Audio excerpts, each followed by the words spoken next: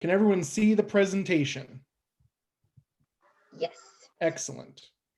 Let me get rid of the continue. All right. Well, good evening, everybody. It is 5 o'clock somewhere, as Krista mentioned. That would be the Mountain Time Zone. But right here, we're together, and we're excited to be together. We are here to talk about youth protection. And so for those that don't know me, my name is Josh Hiscock. I am the Youth Protection Manager for the Capital District. I also am part of the Kiwanis Club of Ellicott City, Maryland. I have a few other Kiwanis hats that I wear, but tonight we're here to spend about 20 minutes talking about Kiwanis youth protection, why it's important for you and for your club, some things you need to know, and some things you may not know about youth protection. So let's just jump right in and start going through our presentation. There are some fundamentals to the youth protection policies that Kiwanis has. And I want to make sure that whether you're a first day Kiwanian or whether you've been in Kiwanis for 25 years, there are some things that you just need to know. Youth protection in Kiwanis is all about training, background checks, and working together. That's what I've distilled it down to. It's about training and understanding the policies, making sure background checks are in place, and being a team. This isn't something that just falls on one person. This is something we're all responsible for. And if you can remember those three things, you understand the fundamentals of the Kiwanis youth protection policies. So let's talk a little more about them. Training is what's most essential. I'd like to believe that if I went to any Kiwanian and asked them, do you know that we have Kiwanis youth protection policies?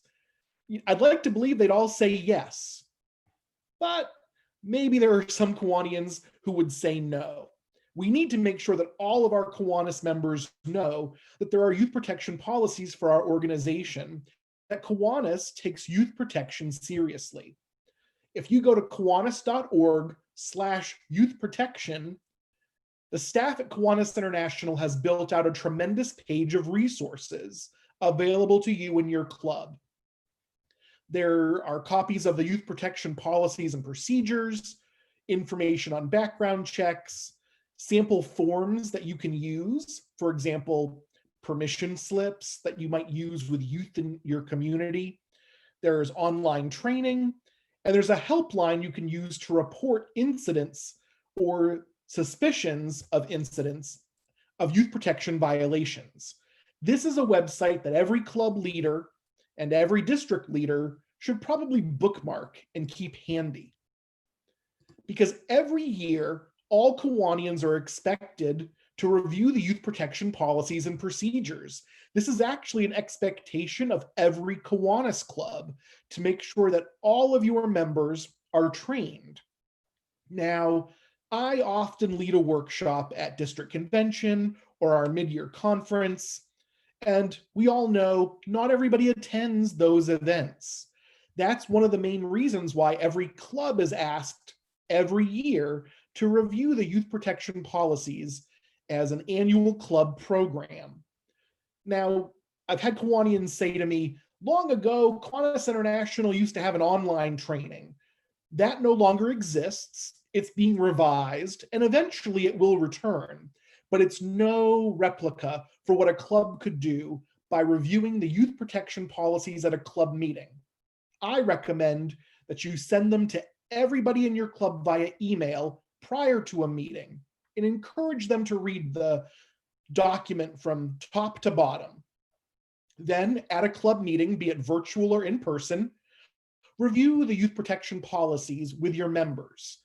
Following the meeting, send them out again with your meeting minutes or with any recap notes so that your members have effectively 3 opportunities to discuss, ask questions, and be informed about the youth protection policies that Kiwanis has. When your club does this, every year, make sure your club secretary verifies completion in the Kiwanis Connect secretary dashboard. Every year this resets on October 1st. And so right now, pretty much 0 clubs in our district have done this, or at least they haven't reported it yet. So make sure that if your club does this activity, that it's checked off in that dashboard. Our goal is to make sure Kiwanians know what's in the youth protection policies. In there are social media guidelines, there are expectations around the rule of three, how you should transport youth. There are guidelines for administering medications to youth and chaperoning youth at an event. There are expectations of Kiwanians in terms of the use of alcohol and tobacco in the presence of youth. And there are expectations around what to do to report an incident or violation of the youth protection policies. All of this is in black and white as part of the youth protection policies document. Sometimes these policies change. I'm going to talk tonight, with the time we have left, about a few of the policies that have recently shifted that you may not even know about as club and district leaders. But I'm going to also offer throughout the night a few tips, things that your clubs and that your divisions, for those of you who are lieutenant governors, things that you should keep in mind. Number one, make this a priority to do your annual training. Add it to your club's calendar of programs now. Don't let it be forgotten. Like I said, every October 1st, the clock resets. So make it a priority between, let's say, October and December, that first quarter of the calendar year, so that by December 31st, in the first 3 months of the Kiwanis year, you take care of this obligation. Definitely remember to report that you've completed the annual training of your club members. And by putting it in the first quarter of the Kiwanis year, you show how critical it is. As I mentioned earlier, make sure every member gets the information. One big pitfall, clubs present it at a meeting, but sometimes those meetings are not the best attended. Having 3 of your members learn about the policies is great. It's not great if your club has 150 members. You want to make sure that everybody gets that information, not just the people who happen to be present that day. If you're a lieutenant governor, remind your clubs that to be a distinguished club, they must complete this annual requirement. And let's be honest, compliance is critical. So lieutenant governors, I encourage you, when I send out reminders of who has and has not fulfilled their annual obligation, gently remind your clubs during your visits or during your regular communications to make this a priority. And I'm your ally. Some clubs might say, I'd love to do a training, but boy, I really have no idea how to present this information. I do this all the time, and I'm more than happy to sit in and provide a 15 or 20-minute presentation for your club, for any club, especially with Zoom. It makes it very easy for me to pop in, do a presentation, answer questions, and make sure our members are educated. Now, over the years, Kiwanis has learned that Kiwanis advisors really are the glue that hold a lot of our SLP, those are our Service Leadership Program clubs, like Key Club and CKI. Those Kiwanis advisors are critical, but not every Kiwanis advisor knows all the things they should know when they take on that role. Kiwanis has created a new training partnership with a company called Presidium, and they're offering online training modules for Kiwanis advisors, and really for any Kiwanian, to learn more about youth protection. We don't want to assume that you're incredibly comfortable in your role. We want to make sure you have the training you need to be successful, to know best practices in working with youth on social media, to understand what to look for when it comes to potential sexual abuse or child neglect or abuse that may have nothing to do with Kiwanis, but is something you observe through an organization, Kiwanis, that you're working with.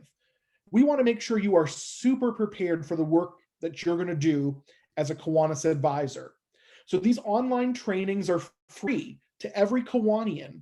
You can get certified for 2 years. So when you take the training here, you actually get a credential. Kiwanis knows that you've taken the training, and it lasts for 2 years. And if you want to take this training, all you have to do is log into the Kiwanis member portal, and you're going to see an option to create a Presidium account. You can create your own account by clicking on this link, and you'll have access to all the online trainings. Now, some of you might say, I think I took these, or maybe I already have an account. When in doubt, you are always able to contact Presidium or Kiwanis International to get your username and password. So if you forget your username and password, if you aren't quite sure if you have an account or not, if you don't see the link when you try to create an account, this presentation, this slide gives you all the information you need on how to make sure you get that account. Now, training for your club doesn't have to be led by me. You could have a club officer lead the training. A few Kiwanis clubs in other districts have even appointed youth protection managers or coordinators at the club level. And they've sort of deputized those individuals to do the annual club training. Now, this has been really interesting. Some of the individuals tapped into these roles. They're interested in potentially being on the board of directors in the future, or they just joined the board of directors, and it's a great first task, a first leadership role for some of these Kiwanians. So that's something to think about in your club if you want to make this a role or position within your individual club. And always invite me to come and help. I'm a resource, and I really want to be there for your club to answer questions and make sure that your members are fully educated. Now, in the few minutes I have left tonight, I want to cover one thing that I get questions on at least twice a week, and that's this thing called background checks. It's part of youth protection policies, and it's really important to know. If your club sponsors a K-Kids club, a Builders club, a Key club, a CKI club, or an Action club, if you sponsor any one of those SLP, Service Leadership Program clubs, you have to name a Kiwanis advisor to that group. Every Kiwanis advisor named to serve one of those groups must have a clear background check conducted by Safe Hiring Solutions in partnership with Kiwanis International. That's really important. And there is a zero tolerance policy right now to having Kiwanis advisors who are not background checked. Background checks last for 2 years and they cost $25. And I'll talk a little bit more about that in a minute. But a change recently to the youth protection policies also means any overnight event chaperone. Now, I know most of our Kiwanis clubs don't do a lot of overnight events with youth, but maybe your Kiwanis club chaperones Key Club students to their district convention, or maybe some of you chaperone students to a Key Leader event. Any overnight chaperone will also need a background check now through Kiwanis International. It's pretty logical. It's something that makes sense, but it is a change in our policies. Now, we're not doing a lot of overnight events right now, unless they're in your own home. So thankfully, it's not something we're needing to enforce heavily at the moment. But when the pandemic subsides and we're back to doing more events with our community and our youth, this will be something you'll be hearing more about. I mentioned September 1st was a change in policies.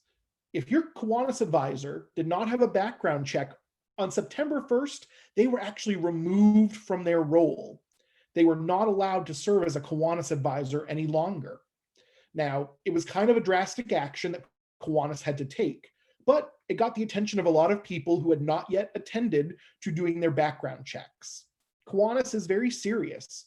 Kiwanis advisors spend a lot of time with our youth, and they really need to have a background check on file to show that Kiwanis has done its due diligence in making sure that they are able to work with youth and have no criminal history in their background that would be concerning to schools, parents, and our Kiwanis clubs. Going forward, if you were ever trying to go into your club secretary dashboard and you can't add a member as a Kiwanis advisor, it's probably because they don't have a background check. Kiwanis's new policy is to become a Kiwanis advisor, you need to get your background check first and then be named in our system. So We are in a great spot. The Capital District has over 90% compliance with Kiwanis Advisor background checks. We are among the top districts in all of Kiwanis International. But some of you may come from Kiwanis clubs where we're still trying to track down a few of those outstanding, incomplete background checks. So when in doubt, let me know if you have a question. Your club secretary can always look in the system in Kiwanis Connect to know if a background check is active or not active. And if you ever need help trying to get one completed or to address a concern, all you have to do is talk to me. Again, our goal is to reach 100% background check compliance for all of our advisors. The protection of youth is our top priority, right alongside of service. And there's no goal we could ever have other than 100% compliance. We got very close last year, and this year, my goal is to get us to 100%. Again, club secretaries, this data lives inside your Kiwanis Connect dashboard, and it's always there for you to look at. Create a plan to replace Kiwanis advisors when they switch. Not having a Kiwanis advisor named is a bad thing. Think about it. We can't guarantee that the person working with the Key Club is background checked if we don't know who's working with your Key Club. We can't know who your K-Kids advisor is if you don't tell us. So be sure that you're always keeping that secretary's dashboard updated with who your Kiwanis advisors are. $25 is what a background check costs. Clubs should be covering that cost for members, and ideally not pushing that on to a Kiwanis advisor to bear entirely. So as your club budgets every year, think about putting this in your club budget and know that it can come from either the administrative or the service account. Please, if there's nothing else you take away tonight, clean your data quarterly. Kiwanis International tried reaching out to people for months to let them know their background checks had expired, they needed to be renewed. But Kiwanis International found out that almost a quarter of the people they were trying to contact had email addresses that were bad. They were never getting the messages into the hands of the Kiwanis advisors who needed them. So Kiwanis advisors, understandably, were angry when they were removed from their roles on September 1st. But many of them found out that their club secretaries had never been updating their information in the dashboard. So make sure that your data is updated quarterly, because that's the data that Kiwanis International and the Capital District uses to communicate with Kiwanians and Kiwanis advisors. You don't want your advisors to miss out on important communications. Now, Lieutenant Governors out there, please make sure your clubs are in compliance with their background check requirements. We want you to be a second line of defense. And as many of you know, I provide regular data updates as Youth Protection Manager to everybody on the board so that you know where your clubs stand. Thank you in advance for your help in making sure that we reach that 100% compliance. I'm not the person there to enforce tough policies. We're a team, and we want to do that together. And if you're ever facing an issue or a question, all you need to do is reach out and ask. Background check status. If you have a background check, you can actually go right now into the Kiwanis portal, and you can see the date that your individual background check expires. That information is live 24/7 for every Kiwanian. They just don't often know where to look for it. So these slides in the presentation, I encourage you when you get it to save these and perhaps share them with your club's Kiwanis advisors so that they can go and know where to find that information. And if you're a club secretary, you have a lot of power. You actually have the ability to initiate a background check right from your Kiwanis dashboard. As a secretary, by clicking that little envelope that's highlighted, you can initiate a background check for someone in your club. So club secretaries, I know there'll be more learning involved as the year goes on, and I hope to share more with you, but you are a key part of our team to make sure we stay in compliance with youth protection. A few things, because I've had a lot of people say background checks, how deep are you digging? What are you looking for?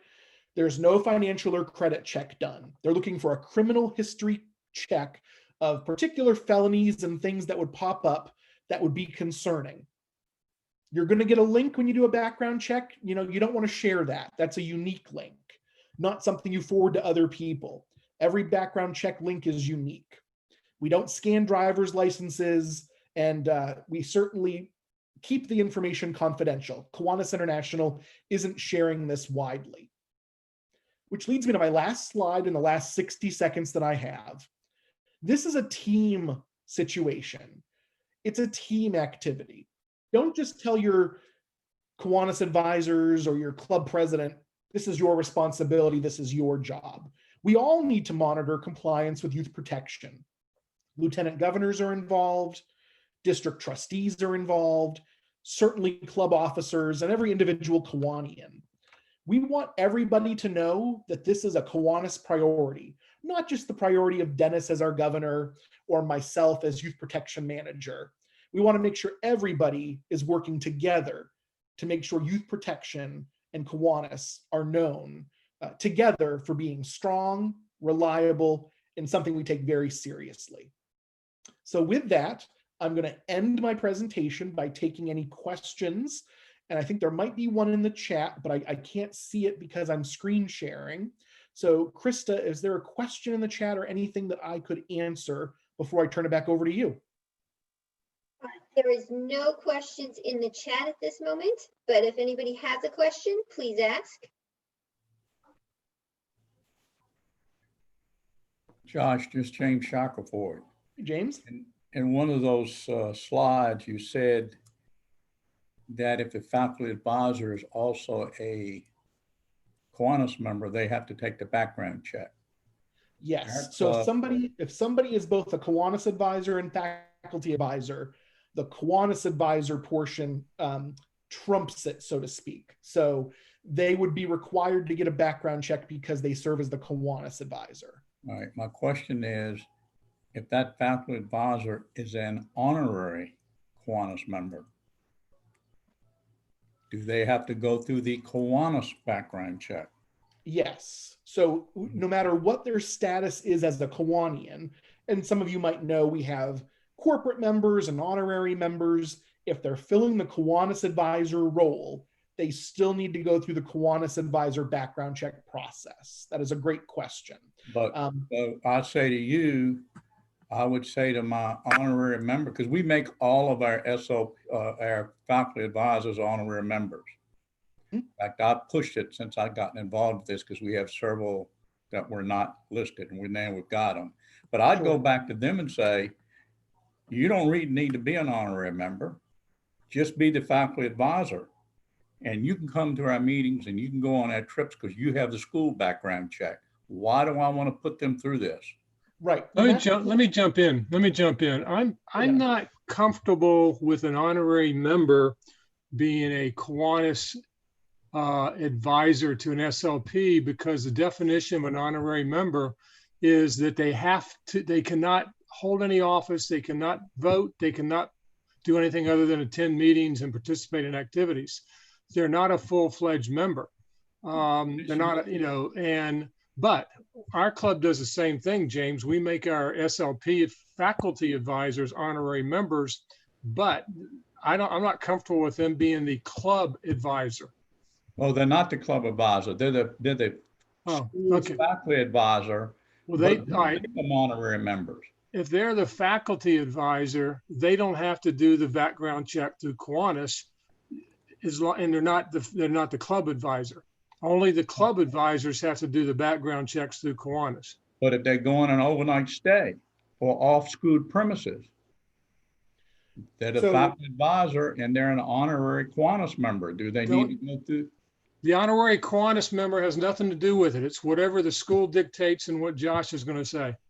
Okay. Yeah, I was going to say, I think to James, to that point, if somebody's an overnight chaperone, whether they're a Kiwanis advisor, a parent, a Kiwanian, that would require them to get a background check regardless. Right. Now, James brings up a good point that faculty advisors, in their role as a faculty advisor, they do not currently need a Kiwanis advisor background check, because the assumption is they're meeting with the students at school, they're meeting with the students in a group. There's no need for a background check because they're sort of also a teacher advising a student organization on campus. Now, taking those students off campus to an overnight convention at a hotel, that's what Kiwanis has now said. Anybody who does that needs a background check, whether you're a teacher, a parent, a Kiwanian. So basically that's, in that regard, they're a chaperone overnight. And so that's a new change. But again, I think we can all understand why that change was made. You're going to send students to a hotel with an adult. You want to make sure that everybody's got permission slips for students. Background checks are like the permission slip for adults. And so it's kind of an equivalent to that model. James, thank you for your questions and clarifications. And Dennis, thank you. I have another part to that. Oh, go ahead, James. The other slide had something about off-site school, a day project. I may not know that the school has gotten a parent of a Key Club or a Builders Club member who comes to my function that's off school property. They've done what the school's supposed to do, but they just show up and I don't know it. Now you tell them what that slide said, they got to have a background check. Well, it's the day of the event, the moment of the event. And I'm looking at a slide and carrying my membership chairs here tonight.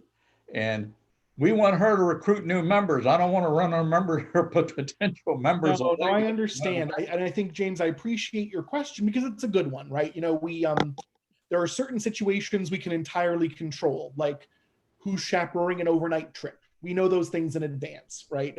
If our club is planning an event, we know most of what who our members are and who's going to be attending. So there's always that wild card of somebody who shows up to something and you didn't expect them. A parent, a community member. I think one of the things I always advocate for with our international staff is these sort of exemption cases of what do we do in those situations. Yeah. I think one of the main things Kiwanis International has shared is that any adult who shows up should be given a copy of the Youth Protection Guidelines and informed. So one thing I can say is, if you're doing an event, print off a few copies of the Youth Protection Guidelines to have. And if a parent shows up or a Kiwanian or a community member shows up, give them a copy. Because, for example, there is no use of alcohol or tobacco in front of youth as Kiwanis clubs. That's in the policies. Whoa. Not if it's an adult event. If it's an adult event, you can have alcohol, but if it's a youth event. Dennis, let me finish, Dennis. I'm sorry. If this is a youth event, so you're hosting a fishing derby, you're doing a community picnic that children are invited to. Children are part of the audience. Okay.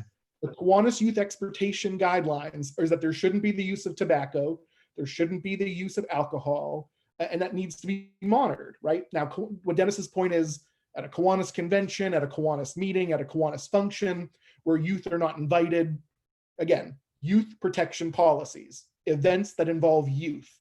And this is going to become more and more enforced by the Kiwanis International Board. So James, to your point, have those policies ready, because you wouldn't want to have an adult show up and have a cooler full of beer in the trunk for the fishing derby that's got 1,000 kids at it.